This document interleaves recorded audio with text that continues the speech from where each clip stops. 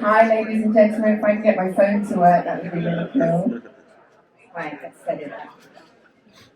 Let's pretend we don't know each other. So we can go back to the very beginning and then, hello everybody, welcome to Behind the Music. I'm downtown Julie Brown. And I have the pleasure to be up here with one of my heroes. Of course, you know, when you support the good old UK here. Please welcome one and only Trevor. Oh my God. We've partied a couple of times because back in the day we did spring break together. Yeah, we did. And I remember sitting next to you in a studio and we were both getting made up. And that's the first time I met you. I remember it really well. And you were telling me about this about this record company executive. We both knew, and he had a wig, and it was so obvious. She's English. She's saying, "You can see it's a syrup, can't you?" Which, when you're British, you know that means it's a wig. Remember that? Well, I try to pretend I'm sweet to everybody. But you're telling backstage stories. When I'm a diva. No, completely different, but so much fun. But Trevor, we got you here on purpose because your journey has also been incredible, like most of the artists that we get here on the 80s cruise. So shall we go back to the beginning and have some fun? Because I know there's stuff there, and I know you know more than me about your favourite artists, but I think I know some stuff that you probably haven't heard. So let's try and pull it out. So, all right, let's go back to the beginning. 1982. 82. Yeah. Didn't it all start with a blend of two bands, and it wasn't that expressive? No, okay, so it started off, and it's funny enough because the guy who's playing keyboards with us now is sitting over there, Ian. Yes, hi Ian. Ian and I were in a band, we were kids, and it was part of the pre-New Romantic time, I think. Yeah. He played keyboards, and we were in a band called Mad Shadows, and we all had hair that flopped down there, you know, remember all that? Yeah. You mean shadows? Yeah, lots of jewellery and all dark and everything, yeah. And we did okay, and then he left, which really bummed me, but it was for a good reason, because he joined Talk Talk, which we were really so anyway. Okay. So if you come to the show, I'm going to tell you all this again, because we're going to do a Talk Talk song when we do the show. Exactly. On Tuesday. Anyway, so yeah, that's where it started. We kind of disintegrated, and then... Yeah, it was all trial and error, wasn't it? It was kind of like, where's this going to go? What's going to happen? And then it did. Yeah, and then it did. And, you know, there's a lot of there's loads of different music going on at the time. And John, the guitarist, and I stayed together. We got a couple of guys, Johnny, our bass player, and Milan, the drummer, came through a relatively successful pop band called The Espressos. I don't know if you remember them, Kiss Me All Over and all that. Yeah. So they'd already been on top of the pops and all that, so they're already pop stars. So they joined us, and we spent a year just developing our sound, which is what we became. We Exactly. became the Escape Club, yeah. That's what the Escape Club. Yeah. I love you. I mean, I do. I made my husband wear the t-shirt. Poor hubby. I dress him up. It's fun, but once again, then so we go back to Escape Club, really got it together the year later, so 1983, Radio 1, we could say, wasn't it, what was the TV show? Tube. The Tube. That's what broke us. That's what broke you. You guys might not know. It was an awesome music show. The Tube in England. Yeah. And it was, we were really lucky. Our third gig was on the Tube, and that was like, they didn't play people who weren't signed. And we were really lucky that one of the producers saw us at a gig in London and said, "I want you guys on." And that did it for us. It was amazing. But it took a little while to get signed after that. You thought you were going to get sucked up really quick. But then it took a little bit while. EMI to the rescue again. If you came to the Sheena Easton interview as well, EMI was all over the EMI were a place to be. Yeah, they were a great label at the time when they signed us. Thank you. I can tell you a story about EMI. I can say EMI signed us in the days when they had Kate Bush and Davy, loads of heroes, and we did this first album, which was called Whitefields. And he did, if anyone knows it, it's Whitefields. I love that album, but not many people did because it played to many people. So we were filling relatively large clubs in the UK. And then what happened was the main guy at EMI, a guy called David Munn, said to us, okay, we've done that album, it's kind of stiff, you guys need to write a hit. Yeah, because you thought you were going to get dropped. Oh, yeah, I was convinced, and if it was nowadays... That must have been a horrible feeling, after doing so much work to get to that spot. Yeah, and you believe, because you had to have so much belief to get to where we got, to have that taken from under you. So anyway, this guy said, write us a hit. So we went away and we wrote Wild Wild West. So the weird thing is, we went back to EMI with this song, and by the time all the personnel had changed and this other guy was in charge, he said, "Now I don't hear a hit." And by the way, in all the bios and stuff you read, it says an unnamed sort of like A&R guy, so you didn't hear a hit. I think you've got a lot of supporters here, and if you want to name him, we can just bash him on social media. His name is Nick Gatfield, and he became a very high up person in the record business, and shows that he's got cloth ears because he thought Wild West wasn't a hit. So Nick Gatfield, remember that, put it on your phones, put it out there on social media and just say, loser. Winner, loser. That's right. So, and the rest is history after that. Yeah, after that it took off. Yeah, let's take off. Let's talk about the whole Escape Club taking off. Now we're done with that dude. We don't need him anymore.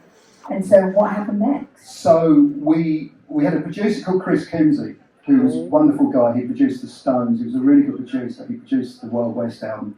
So we were feeling quite despondent because we were going to get dropped. They had this album and they didn't think there was a hit on it, and they went, well, we're going to probably drop you.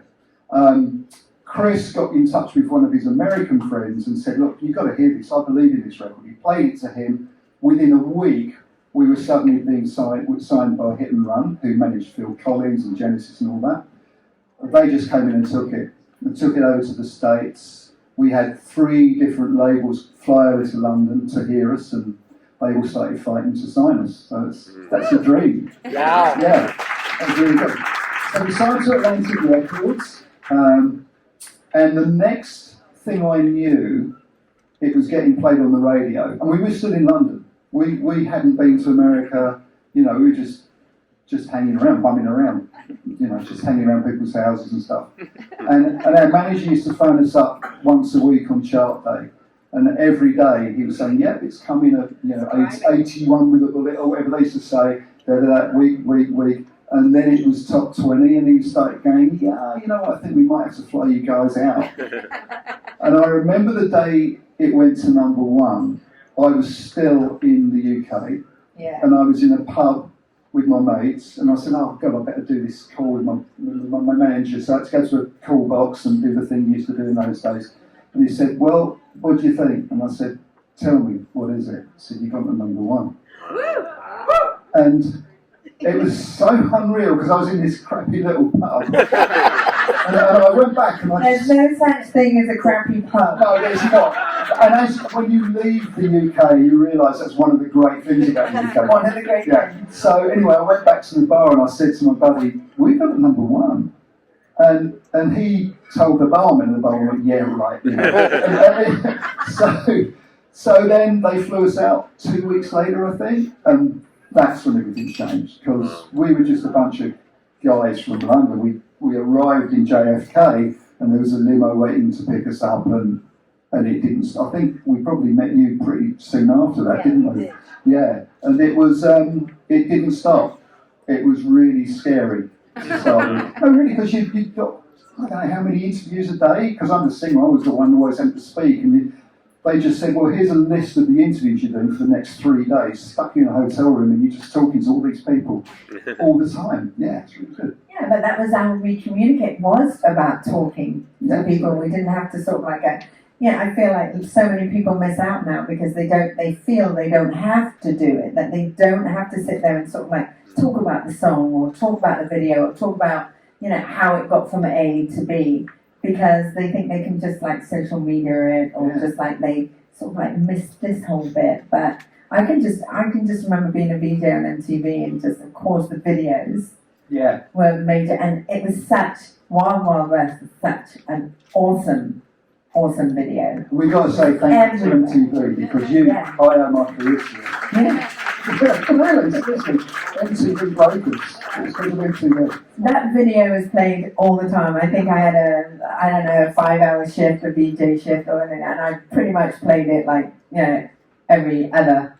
Yeah, it was on the rotation. When it first came out, it was just like, yeah. And then we got to, as we said earlier, we got to actually get you to perform live a few times. Yeah, Spring Break, we remember that, right? Spring Break, hot. You were very sexy. I'm sorry, guys. But, it's a long way.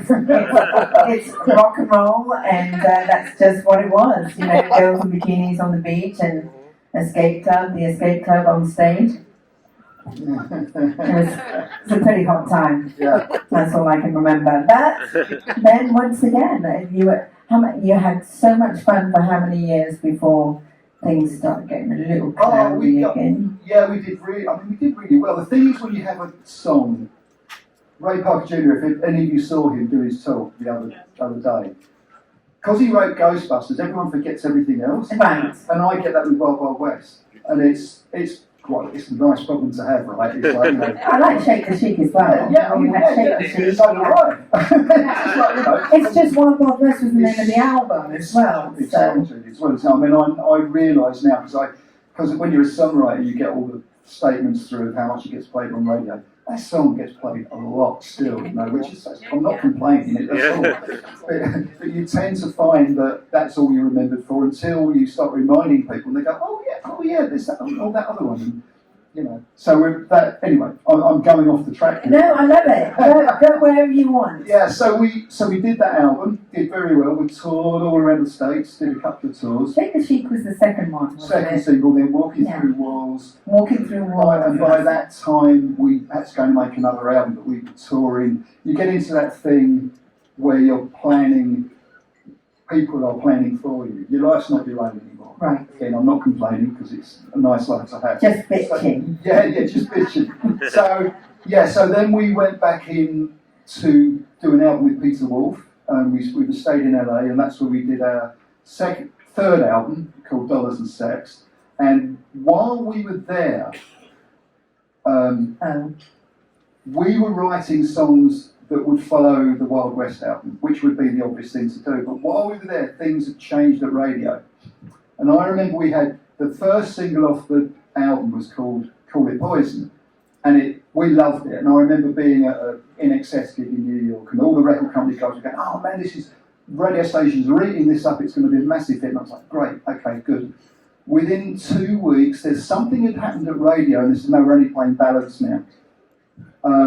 Which is kind of weird. And if you remember, all the big hair bands weren't getting played anymore. They all started doing ballads. I can't remember the names of any of them now, but there was a whole bunch of things coming out. Of the people that did the ballads, or the people that weren't getting played anymore? Yeah, the big hair bands who did ballads and did very well because they'd done ballads, right? So the label was saying, we need a ballad. Okay, and their manager was pressuring us. As that happened, we were still in the studio, and a friend of ours' wife died. And it was very sad. We were all really cut up about it. And we were starting on this ballad anyway. The guys went off to a restaurant or something, and I just said, I'll stay behind and write the lyrics. And I wrote the lyrics to I'll Be There, which it got played on radio through People Power, because the record company put it out there, it was getting played on stations, but people started phoning up, and it just kept building and building and building.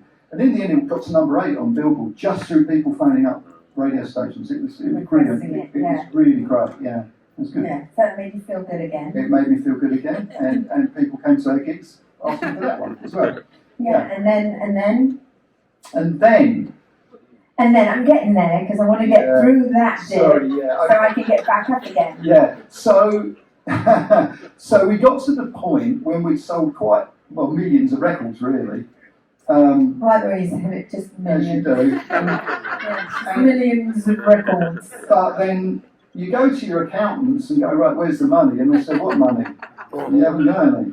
And say, why not? And they say, well, the contract says this, and their accounts say that. And we realised And this is what happened in the 80s and early 90s. Yeah, All our money had been taken away from of us. course. Didn't earn a cent. You told a story about when you met Howard Stern in New York. Oh, You were telling yeah. me that story. Tell them that story. I had an interview with Howard Stern in New York, and like, he was pretty scary. So I was like, oh, God, what's he going to ask me, And it was really nice. And I was sitting there, we were chatting away, and my manager was skulking around over there somewhere, probably minding me and watching, because he was worried about Howard Stern. And Howard was talking, he said, hang on a minute, who's this guy here? And I said, oh, that's my manager. He said, buddy, come here. And he got my manager up to the mic and said, how much are you ripping this guy off? And I just sat there and I didn't say anything. Yeah. Yeah, everybody was ripped off. Everyone was, and everyone has the same story. That business. Yeah, but it kind of split the band up because Yeah. I wanted to stay and live in America. I mean, my first wife was American, so it was easy for me. But I was saying to the guys, look, come on, this is where it's happening for us. They still like us. Well, that's where it happened first. Yeah. Too, for you. I mean, Yeah. UK weren't really giving you the love you deserved Yeah. in the beginning. No, exactly. So anyway, so we got together and the money just wasn't there. And you know what bands, well, you probably don't know what bands are like, but they're like families. They start disintegrating, and unless you've got something to keep it together, it just stops. And John and I, the guitarists in the band, we decided we wanted to be producers because we saw how much our producers were making and thinking, hang on a minute, we should be making that, why not? We can. So we went in to become writers and producers, and that was in the early to mid 90s. All right, and you did well with that? We did very well. There you go. Yeah, we did very well. We had, I don't know how many. Did you stay in America? No, we were in the UK. So you didn't stay? We went back to the UK and we had, I think it's between mixing and writing, we had 8 top 10 hits in that time. So we did well. Tell us who? Huh? Tell us. Tell us. They were all very pop and you wouldn't know any of them now. What? They were all, there was like Westlaw, Louise, Eternal, all that. You know all that stuff. It's very, very 90s pop. I wouldn't say I was proud of the music, but it played really well. So we did that, and I wouldn't want to, because it was our music, but it wasn't much depth to it, put it like that. So while we were doing that, we did a studio project called Cloud 10, because we just wanted to keep sane. So John and I did a sort of escape club album called Cloud 10 during that period, which I personally really like, and it's out there on Spotify if you look for it. Yeah. We will look for it if you haven't already got it already. So that was the down. Yeah. But it seems like a good down. It was a financial up and a music down. A financial up and a music down. But then it all got, it started like bubbling again. Yeah. The whole getting together and...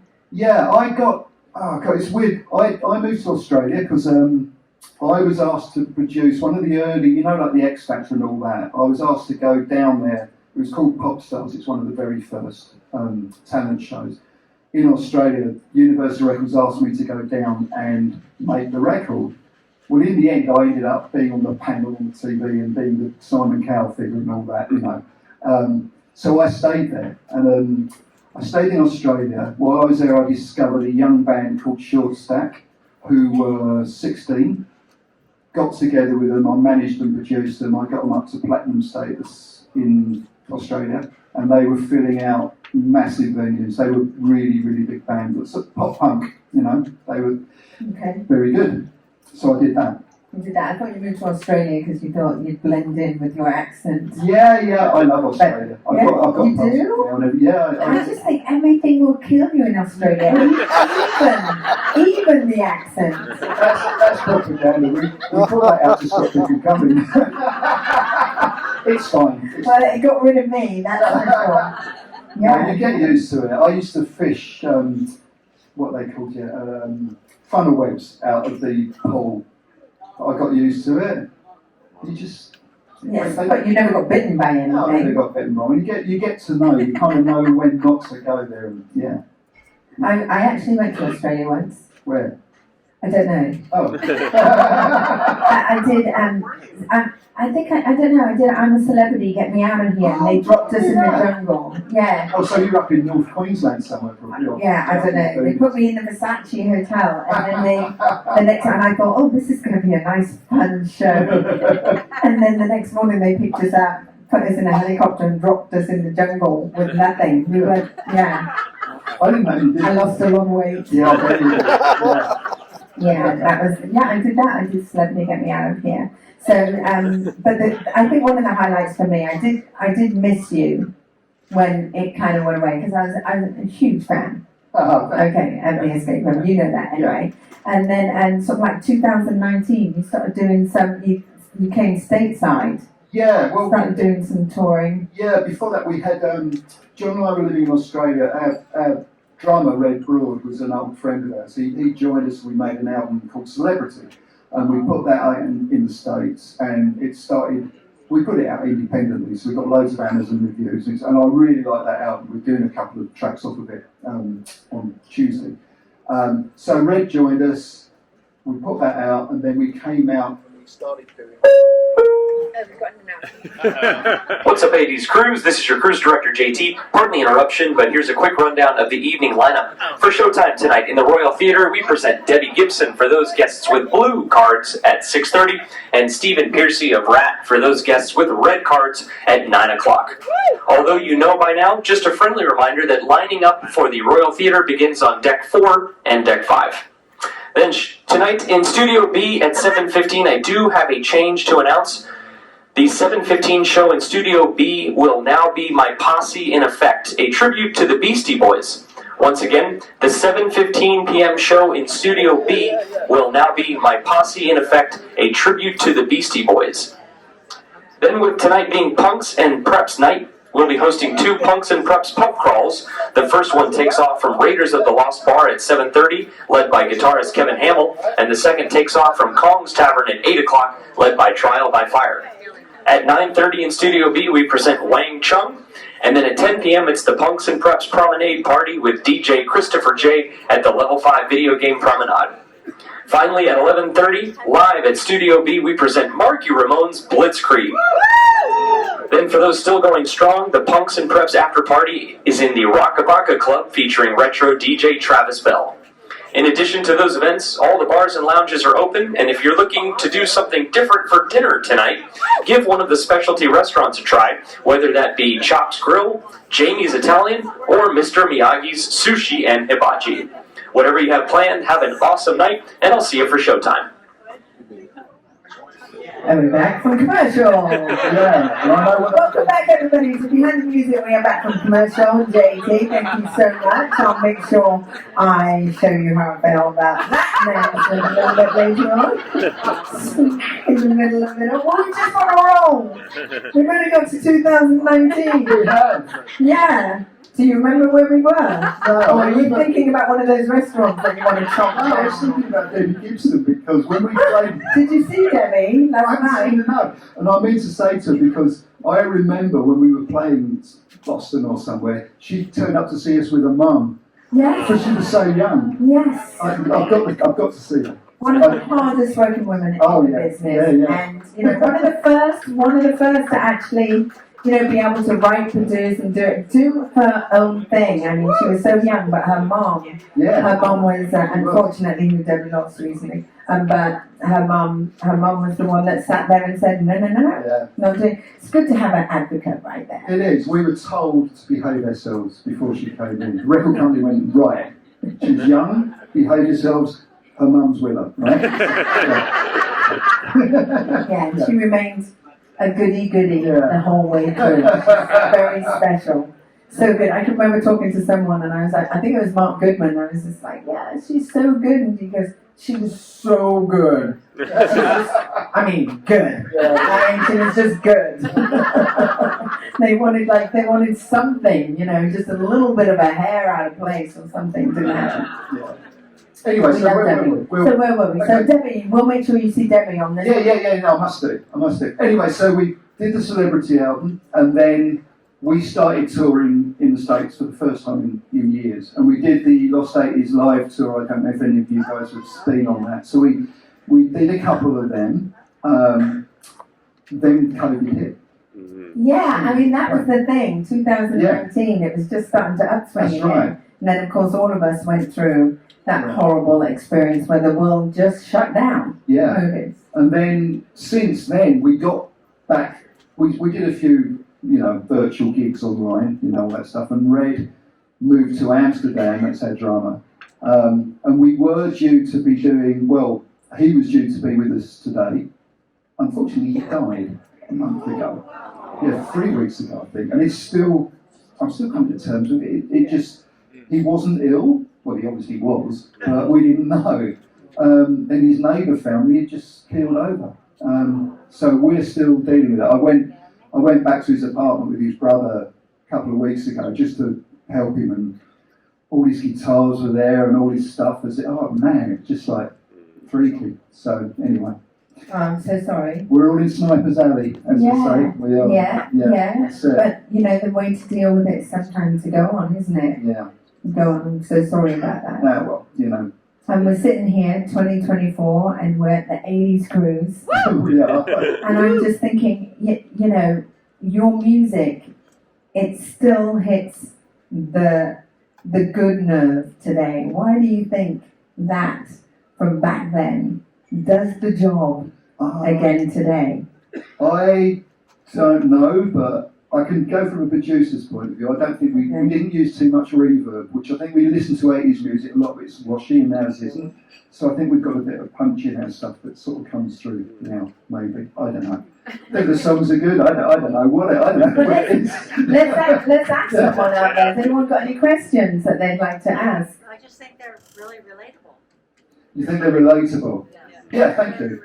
That's thank you. That's important to me because I write the lyrics. So. I like it. It makes me get all dressed, when I'm going out somewhere. Like, it makes me feel good, and I think that's most of the thing. Do we have another question, by the way? Because I saw you. Could you talk about your creative process of writing and how that works for you? Creative process. It's a hard one to analyse because I do it all the time now. Never write the lyric. I never write the lyrics first. I always wait until. So John and I wrote most of the stuff together. I mean, the rest of the band were involved, but it was we did the core. We used to just sit down, stare at each other. He'd start playing a few chords. I'd start singing a melody over it, and as you sing the melody, sort of words start popping out, and you start using them. And I think as a lyricist, I think it's really important that you don't try and write poetry because poetry doesn't sing well.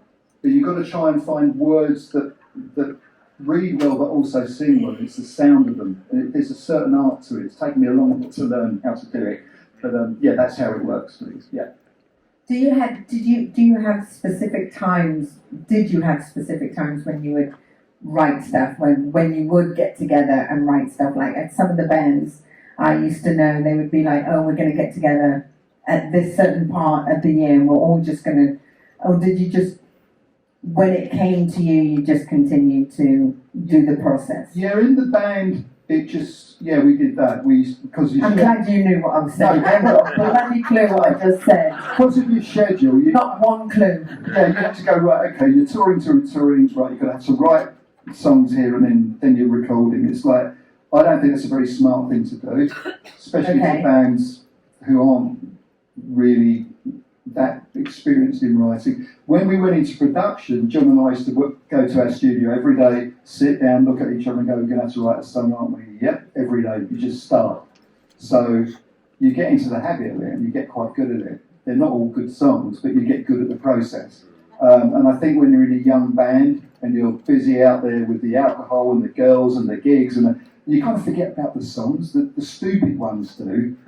If you're U2 or something, you write good songs and you keep going.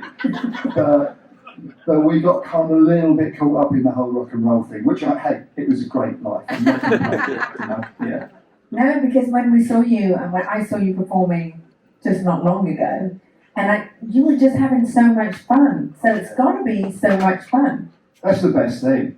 I mean, seriously. To still perform those songs that were done back in the day. And if you're playing to people who remember them and singing along with you, to me, that's the best thing. because you know you've touched somebody and we share that vibe together. It's really great. I mean, why wouldn't you enjoy it, you know? I know, that's what we get here on the 80s cruise. I think we get closer to the people that we grew up with, and especially I think they get more out of a concert on something like this than they do by just going out there in the world, because it's more friendly, it's more personal. Do you know what I mean? Do you know what I'm saying? Yeah.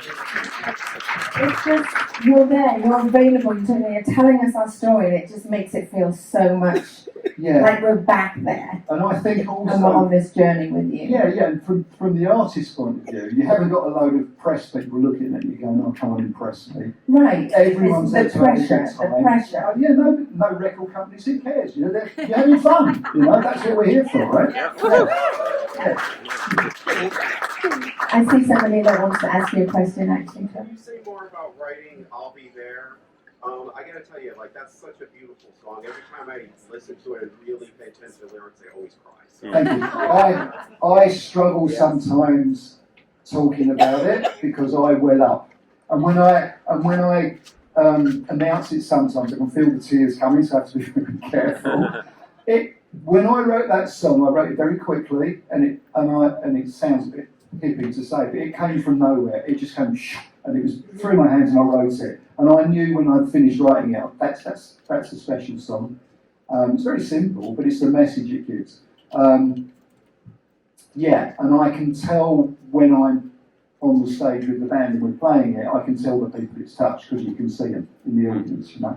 Yeah, it's a special song. I mean, that's got to be amazing when you see what you wrote, how you felt when you wrote it, and then it transcends to a fan who's sitting there and they are actually crying. It's true. And I did a podcast interview a couple of weeks ago, and the guy was talking to me. It's actually, I think it was Steve, the guy who works here. Anyway, he was saying he was looking through the YouTube comments, and I hadn't done that for a while, but I went back and had a look, and there's so many stories on there of people the songs are affected. Wow, that's amazing. Yeah.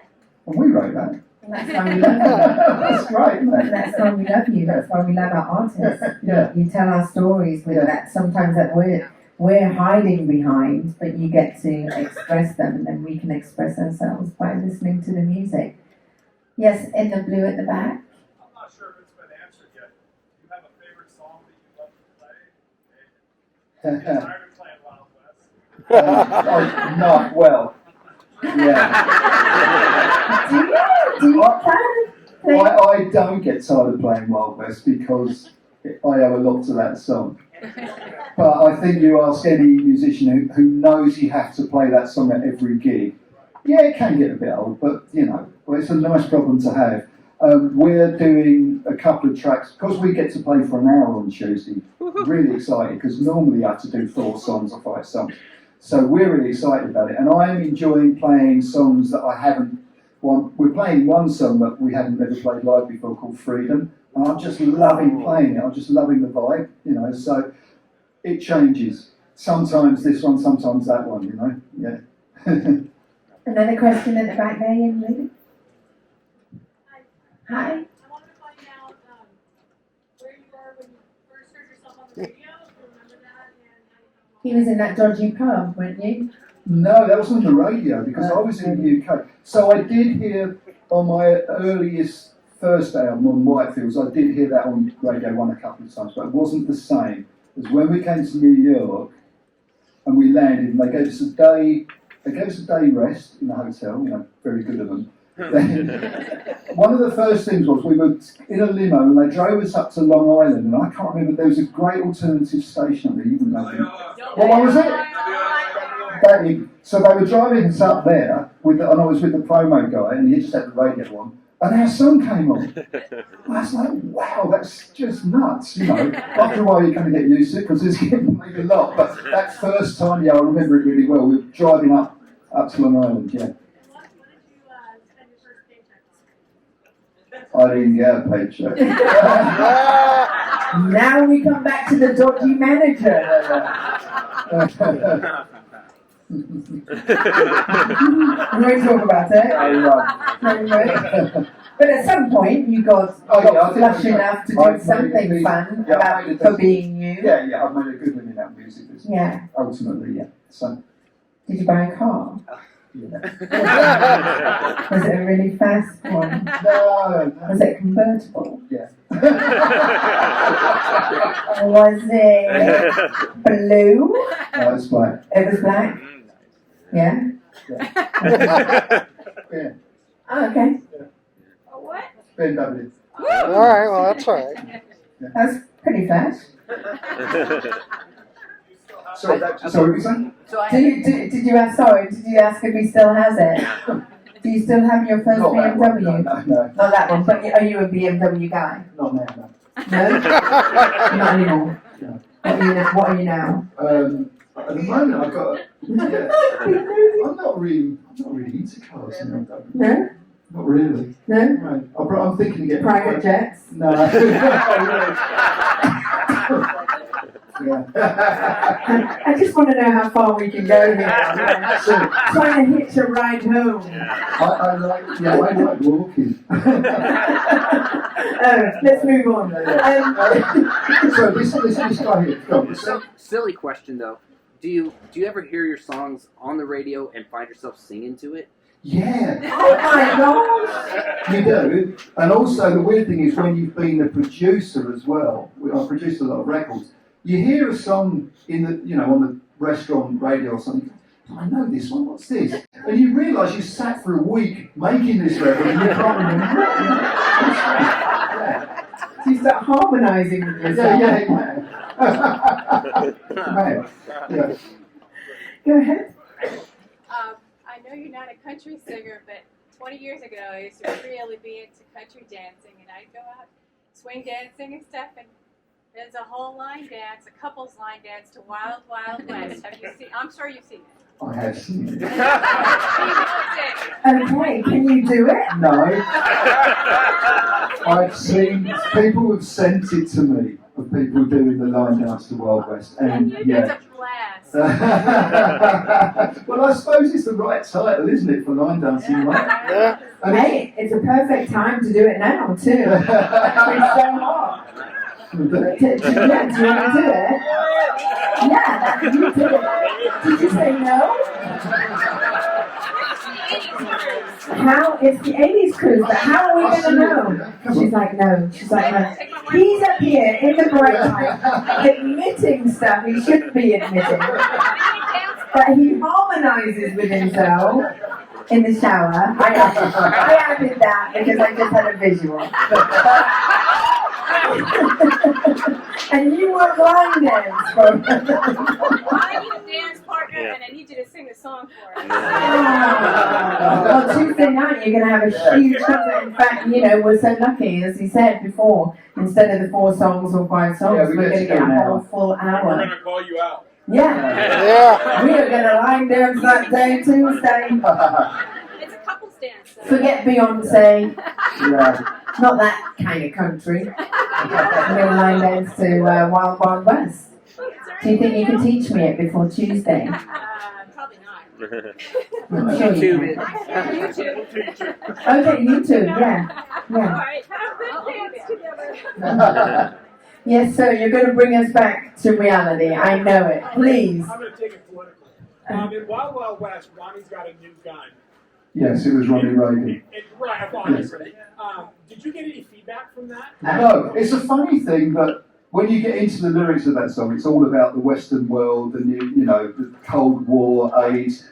But because it's such a fun party song, no one really. Some people got it, but yeah, Ronnie's got a new gun, and I change it as the presidents come in. I try and get. I had Donnie was a nice easy one with Trump, but I changed it around. Yeah, so yeah. No feedback from your publishing or any of No, that? nothing, Because never. That was kind of before, political in songs like that. I mean, obviously there are protest songs. And Wow, generational 2 things, but tribes. It was just such a whoa, in a pop song like that. Yeah. There's this statement. And no one picked up on it. Because there was a rumour that something was being blocked or stopped. Oh, yeah, or I that got was a something completely different. Yeah, there's a rumour that our video got banned in the UK. You remember the Wild West video with the legs, which is not true. It's an internet rumour that's taken hold, but it wasn't banned. It was just a crap record label not being able to get it on the TV. Really. Simple as that. Yeah. We know about those internet rumours. Do we have some more questions at the back? Yes, once again. Like the original lineup, you guys still talk? Yeah, we do. Well, yes, we do. Johnny's not very well. He would have been here with us as well, but he can't fly at the moment. So Johnny, the bass player, is a really good buddy and lives in London, and he will be playing with us again. John, the guitarist, who is my ex-producing partner, semi-retired. He lives in northern Queensland now, and he doesn't want to travel. So I said any time he wants to come along, he can play. So so basically the way we do it is because I'm a singer, they kind of expect my voice, audience. So if I'm not there, it kind of doesn't work. So anytime anyone from the band comes in, we're just, it's an open door, you know, just whoever wants to play. Really. Milan, the drummer, we kind of fell out with him a little bit. Yeah, there's a little bit of Barney. Yeah, we had a bit of a Barney. And again, it's just one of those things I regret now, but hey ho, you know, it's fine. Johnny still speaks to my band. Yeah. He was a great drummer, really good drummer. Yeah. And we've got our good drummer here as well, that's playing on Tuesday. We haven't got a drummer on Tuesday. Yeah. I've seen her play, she's really good. On the sands, right in the sands in Cancun. I heard drummers, what's her name? What song did I play? I can't remember. I can't remember the song. I was so mesmerised by the drums. I couldn't get past that. I think I was playing AC/DC Back in Black, but it sounded like Love Shack. That's how good I am. You can take me on tour if you want.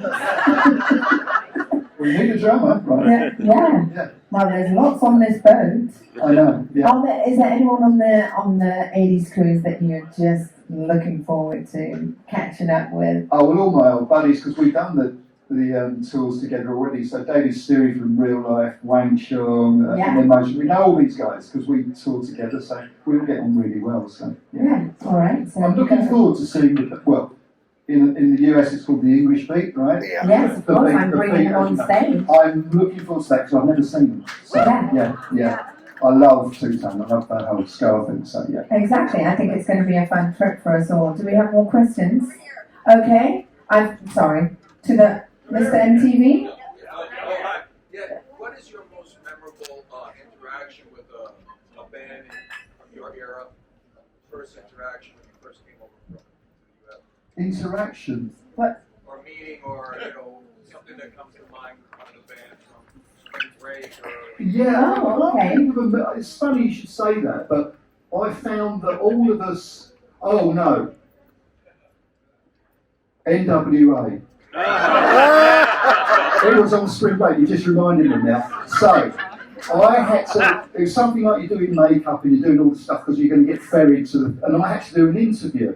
Might have even been with you, Julie. Okay. So I had to do an interview and the rest of the band were on the stage, right? And it was probably like a mile away and there was a bus waiting for me. And the record company guy said, just get on that bus and they'll take you to the stage, you know. I walked on the bus. And it's all the NWA guys just sitting there, like, looking at me, and I thought, oh man, I'm going to die. They were really scary, you know. And you just go, like, I can't remember what it was said, Wild Wild West, yeah? And I went, yeah, I just love that song, man. So for me, that was like, thank you. Yes, it looked tough, but that's they were lovely guys, yeah. There was another question. There was another arm up over on this side, wasn't there? No? No? Do you have a favorite tour moment that's R-rated? I've got some very favourite tour moments, but they're not coming out down this now. What did you ask? A famous tour moment. That was R-rated. That was R-rated. Oh, come on, we're family. No. Let's say it was the. Let's remember. We had a really good time. pretty much. Trying to Maybe in make the it bar somewhere and I'll tell you, but I'm not going to go this morning. Yes. Well, speaking of tours, did you guys ever do like practical jokes? Is there some story that you can tell from Yeah, there? we did do no, I was saying to the guys in the band, we were so stupid. Because we come from the UK. They always do that. Yeah, no, we just like dumb kids, really, I suppose. We Mhm. were. So we were in a bus in Miami, downtown Miami, and we were bored. And one of the guys went and bought a bunch of water pistols, you know, like straight water pistols. So we're running around the bus in Miami with these guns shooting each other. And the bus driver came and said, "What the fuck are you doing? You get shot, man, you know, because we weren't used to being in America, you know, and it's like, you can't walk around with guns shooting each other, and it doesn't go down well, you know." Well, it's changed now. Yeah. Just so you know, you can do whatever you want. No. Yeah. So, what's up next? You know what I'm asking. What's up next? Yeah. I don't know what you're asking. Well, we're gigging. We're going to gig on Tuesday. Yes. Tuesday. Hopefully at the pool, weather permitting. Yes. At 1:30. So you should all be there. We need you there. We need you there. And then we're doing the following day. We're doing the Totally Tubular party. Okay. And we're going after. I don't know where we're going on. Around about 2:00 for a slot. I think we've got a shorter set. I've got to check that. I think we're doing half hour there. So the one on Tuesday is the full hour set. So that's the one you got to come to. All right. Perfect. Have we left anything out that anybody else would like to know? Are you all good? Did you enjoy yourself? Thank you. Thank you very much, guys. We'll see you on Tuesday. Yeah? That was Steele. We'll see you later on.